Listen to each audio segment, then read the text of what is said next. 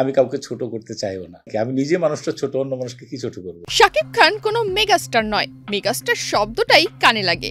জাহিদ হাসানের এমন মন্তব্যের পরেই ক্ষোভ ঝাড়েন শাকিবিয়ানরা।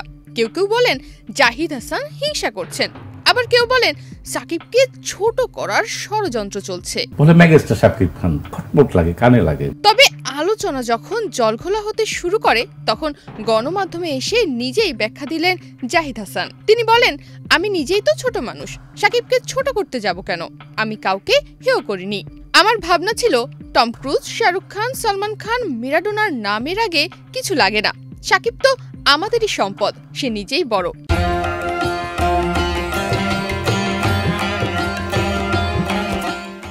তার আগে মেগা বসানোর দরকার নেই। তিনি আরো বলেন, আমি কাউকে ছোট করে বড় হতে চাই না, আমি নিজেই তো অনেক ছোট মানুষ। তাণ্ডব দেশে বিদেশে যেখানেই যাচ্ছে সেখানেই মানুষের মনে তাণ্ডব লাগিয়ে যাচ্ছে। শাকিব খান ভক্তদের প্রতিক্রিয়া প্রসঙ্গে জাহিদ হাসান বলেন, আমি তাদের আবেগকে সম্মান করি। তারা মন খারাপ করেছে, এটাও এক ধরনের ভালোবাসা।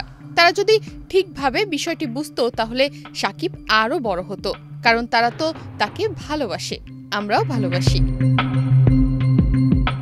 শেষে জাহিদ হাসান আবারও স্মরণ করিয়ে দেন, কাউকে ছোট করে কেউ কখনো বড় হতে পারে না।